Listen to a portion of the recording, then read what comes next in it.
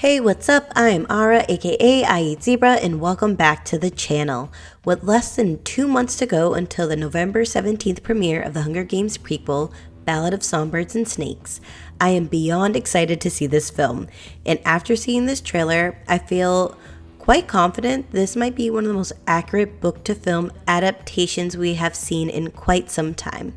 I know this is a bold claim after only 2 trailers, but knowing Suzanne Collins was involved with the film development and the book was published with a screen adaptation in mind, we will more than likely be fully satisfied. Before I dive into the trailer and break it down frame by frame, I wanted to say I'm a small channel and am not being sponsored by any studios to promote this film. I fully support the ongoing WGA and SAG-AFTRA strikes. I hope they come to a resolution soon, but understand it's a tough fight. We should still support the writers, cast, and crew of this project by seeing the film when it hits theaters in November. From what we have seen so far, they put in a lot of hard work in bringing this book to life and deserve to have their work appreciated. Due to this movie being based on a book series, this trailer breakdown will have light and relevant spoilers based solely on what we see in the trailers. I know not everyone has read the books, and I don't want to ruin some of the epic moments that happen in this story. Without further ado, we got a lot of ground to cover, so let's get to it. We're live! We open to the Mockingjay whistle and Lucky Flickerman saying, "We're live," as we get quick shots of Dr. Gall in Heaven's Bee Hall. We can see Academy students assembled behind her. Then it cuts to inside the arena during the 10th Hunger Games as a tribute is falling down from a ledge. This scene is from the books, so if you have read them, you can guess who is falling to their death. Next, we get a look at Lucky Flickerman with all of the studio televisions behind him, with a shot of Lucy Gray that we saw in the first trailer that I speculated an aircraft of sorts was either taking off or landing in her vicinity. As we can see, it is an aircraft landing in the arena carrying a large vat. What's in that vat? Well, more on that later in the video as we see the contents in all of their horrifying glory. It then cuts to the title card saying the trailer starts now, which is funny because look how much we've seen before it starts. Mr. Snow, after everything you've seen out there in the world. We get our next voiceover from Dr. Gall stating, "Mr. Snow, after everything you've seen out there in the world," as we see a shot from the first trailer of a student running towards the rest of the mentors entering the arena. If you didn't see my first trailer breakdown, I'll be referencing it a lot as there are some shots being used in this one as well. You can check it out by clicking the link in the description below. We get another look inside the arena. As previously mentioned in the last breakdown, you can see the numbers for the districts on the outer circle, with the Pan Am symbol in the center with Corio and Lucy Gray standing on it. It cuts to a shot of Lucy Gray looking a bit disheveled. This looks like it could be in the arena based on the look on her face. And the metal behind her could be some debris she is hiding behind, and it looks like somebody's trying to stab at her. Next, we can see the same vat and aircraft carrier flying by as Corio looks on while wearing his school uniform. This is most likely at Dr. Gall's lab. Then we get our first flashback to a young Tigris and Corio during the war, running through a war-torn capital. As we can see, or are led to believe, they're running from this rabid dog that clearly has rabies. You should definitely keep that in your mental back pocket as rabies plays a factor in the movie. We get a look at Lucy Gray in the red-lit tunnel from the arena with the turnstiles behind her. This arena used to be a stadium used for entertainment before the war for events like the circus, as Corio remembers from his youth. We get a continuation of the person from earlier falling off the beam as Reaper screams in anguish and fury. What are the Hunger Games for? Then we get eyes on Dr. Gall in this beautiful black and gold costume speaking with Corio in the class, as the quote finishes with her asking, "What are the Hunger Games for?" She asks Corio this question at various points throughout the story, with his answer evolving each time. In this shot, we can spot some of the fellow mentors behind Dr. Gall. We can see what appears to be Amelie Hofele playing Vipsania Sickle, and next to her it looks like Zoe Renee playing Lysistrata Vickers. The camera pans to Corio, and next to him is Ashley Liao, who's playing Clemencia Dovecote. Are you coming to the tree? Our next voiceover is the talented Rachel Zegler singing The Hanging Tree, which we hear different lines throughout the trailer. I know myself and many others are fond of J-Law's rendition of the song, and I'm excited to hear Rachel's full version. Minor spoiler, but Lucy Gray is the writer and original performer of that song. For more on how Katniss may have learned that song, check out my theory video linked below on our Katniss and Lucy related. The next title card says, based on the worldwide best-selling novel. We see a shot from the first trailer of the Covey along with Corio and Sejanus in a meadow in District 12. The Covey are a band of performers that originally were nomadic before the war, but due to travel restrictions, they got stuck in District 12 during the war and have been there ever since. Next, it cuts to Lucy Gray during the reaping ceremony in 12, walking up to the platform.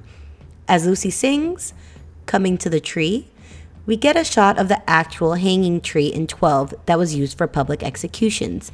You can see two people standing on the gallows. I will not reveal their identities now to avoid that spoiler. It then cuts back to Lucy Gray in the rainbow dress on the ground that appears to also be taking place during the reaping.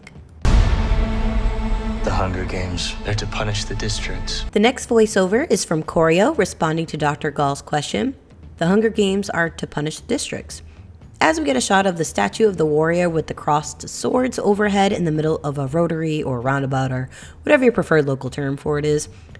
And we get another shot of that same classroom. Those tributes don't have a choice.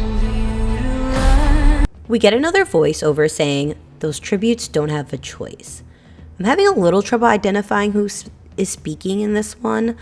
I think it is either Sejanus or Corio. Not 100% sure, but if you have a better idea, let me know in the comments.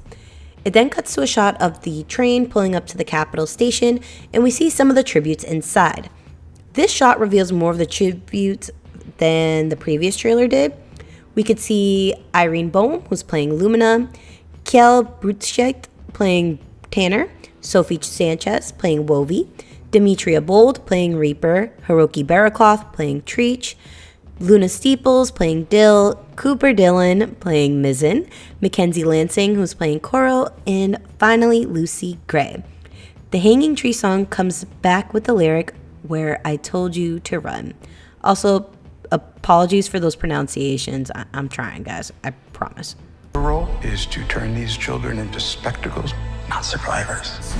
The next voiceover is Dean Casca Highbottom speaking with the mentors, repeating his line from the first trailer. Your role is to turn these children into spectacles, not survivors. As we see the mentors assembled, not wearing their uniforms as the other non-student mentors are in uniform. My assumption is this is the reaping day that they're viewing in Heavensby Hall as a statue behind Dean Highbottom kind of hints at that. As a hanging tree reprises, so we both be free.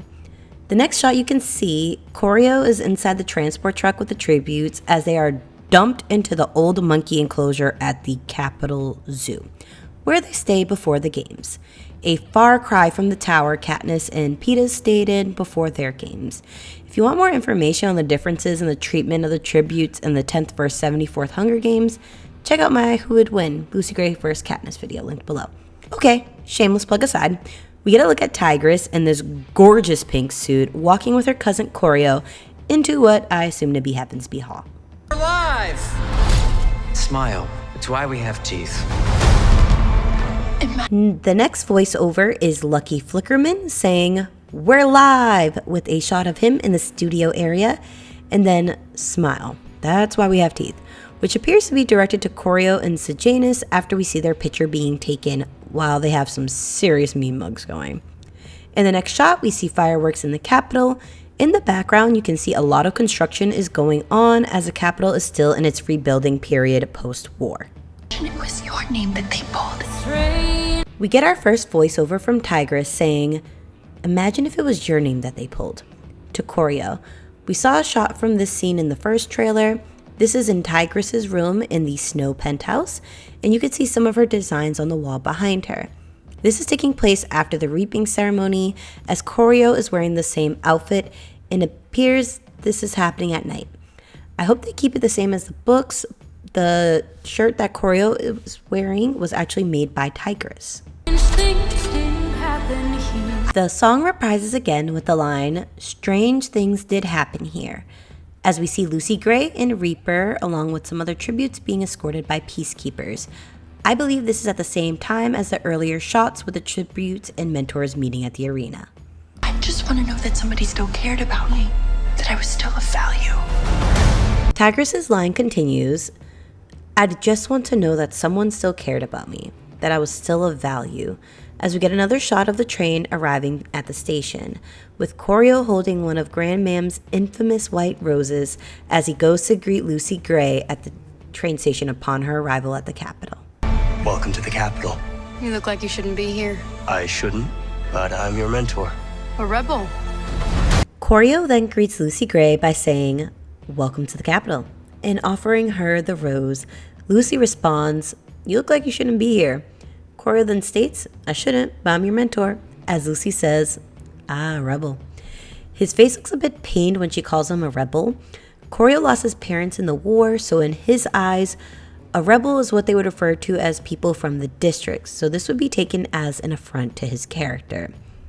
By the way, if this was like 2013, this would be going ape on Tumblr right now. Let's be honest. I am gonna get... Corio is flanked by two Peacekeepers and being led into the arena at night.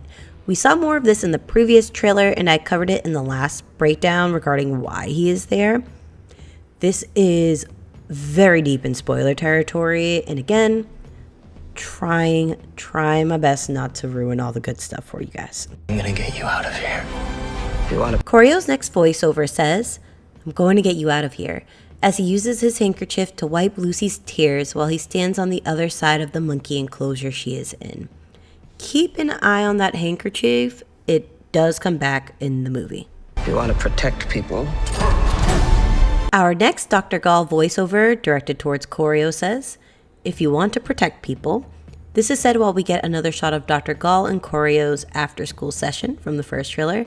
It then cuts to Corio in his Peacekeeper uniform standing at attention. And it's essential to accept what human beings are. Dr. Gall's voiceover continues, "It's essential to accept what human beings are."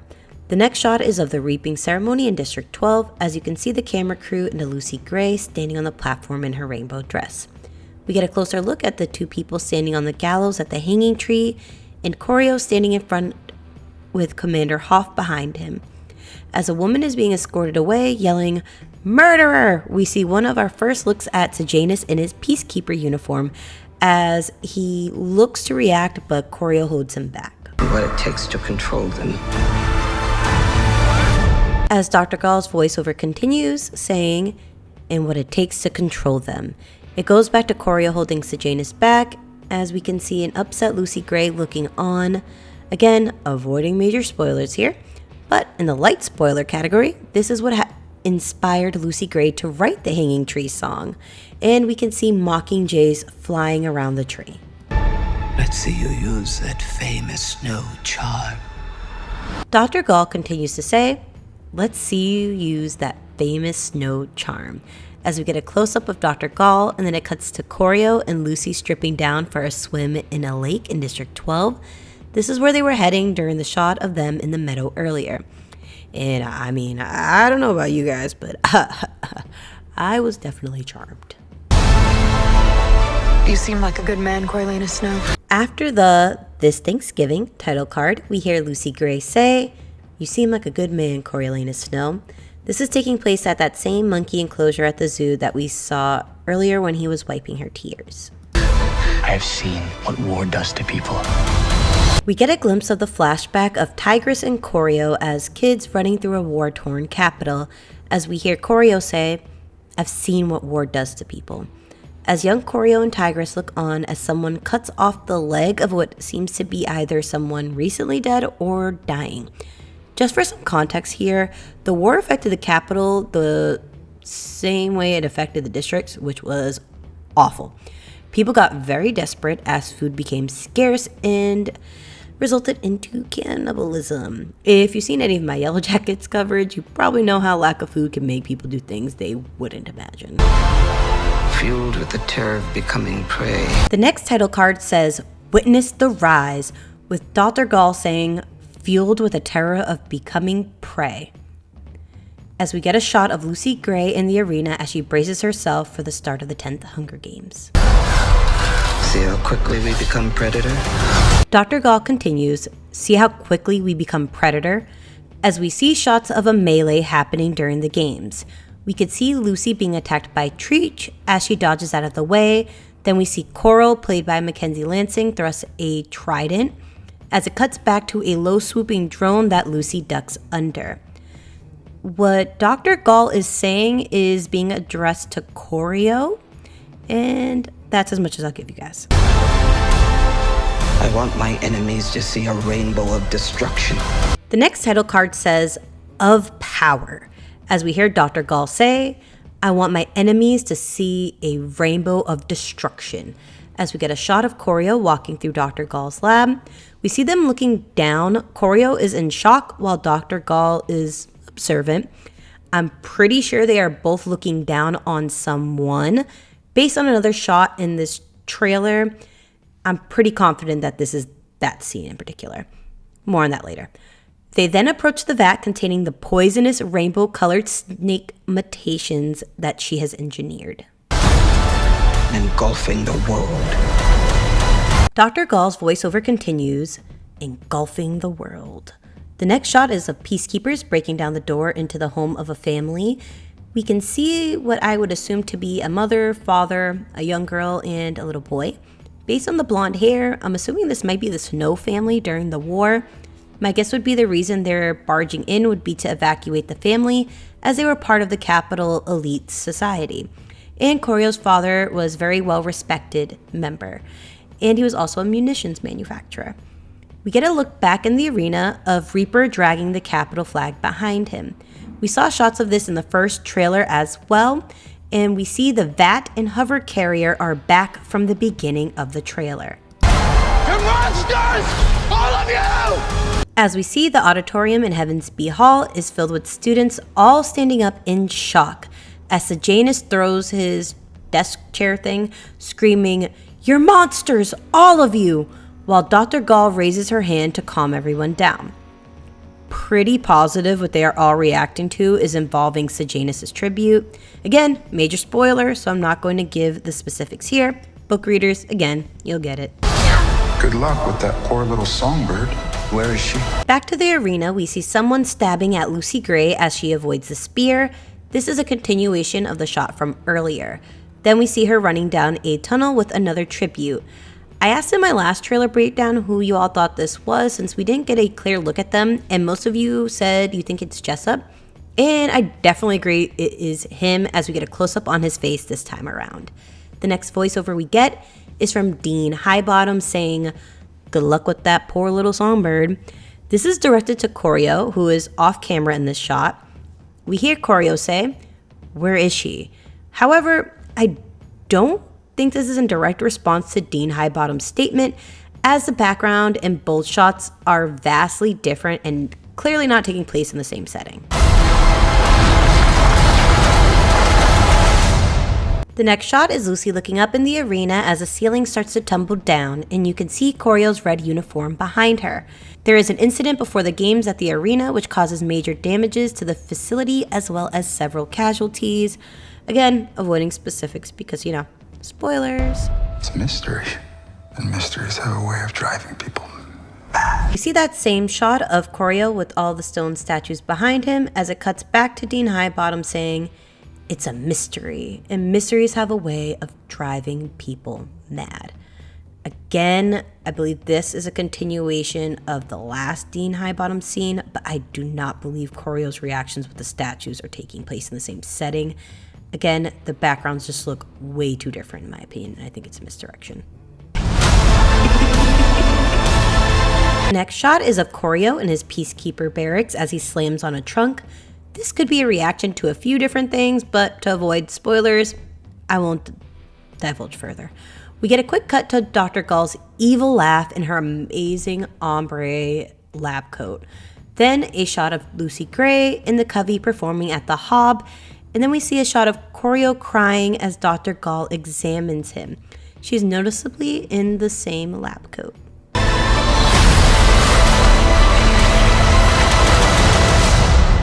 And we're back inside the arena as Reaper appears to be lunging at Lucy Gray as she dodges the strike.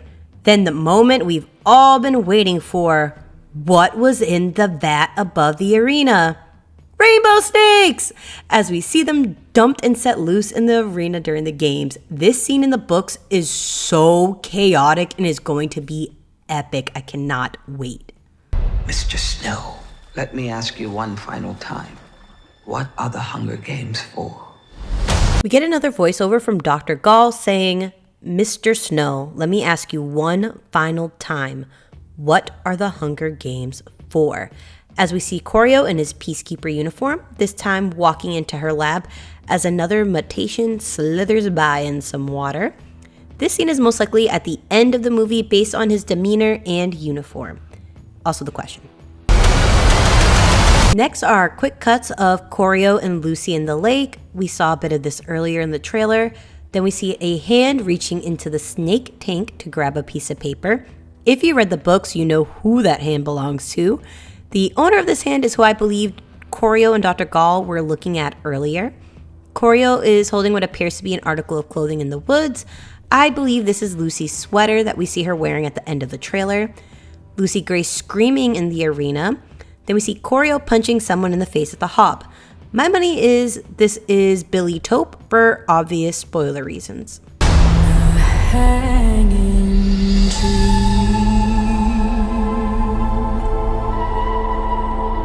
It zooms out to the eye of the songbird in the Ballad of Songbirds and Snakes logo as we hear Lucy Gray singing The Hanging Tree with the Mockingjay whistle in the background.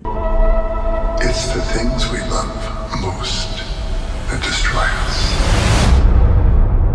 We then get a shot of the lake and hear a voiceover from Donald Sutherland, who played President Snow in the Hunger Games movie, say, It's the things we love most that destroy us. As we see a rain-soaked Corio in a cabin, and he looks over to a rain-soaked Lucy Gray. Lucy Gray is wearing that same yellow sweater it looked like Corio was holding in the prior shot, along with a knife in her hand. Again, what is happening in this scene is probably one of the biggest spoilers, so I'm not going to say exactly what it is, because when I first read this scene, I was in complete shock. So I don't want to ruin that for anyone that hasn't read the books, because I know when you see this in the movie, all your jaws are going to drop. The trailer ends with the experience it in IMAX and promotional phone number. I will say the alerts you receive from texting that number are awesome, and if you want me to cover some of the texts they have sent out in a separate video, let me know in the comments. The IMAX placement is a big deal and originally wasn't looking like a possibility when Dune Part 2 was scheduled to originally release this November. But with it being pushed back to March 2024, this movie will be taking that slot. I know I will for sure be there on opening night in IMAX to see it. As we draw closer to the date, I expect more promotional material to be released, and I plan on covering it. I do have some other Ballad of Songbirds and Snakes videos in the works, so make sure you hit the subscribe button and notification bell for future uploads. Check out my other videos in the description below for more Ballad of Songbirds and Snakes coverage and a little bit of theories. See you next time. Bye!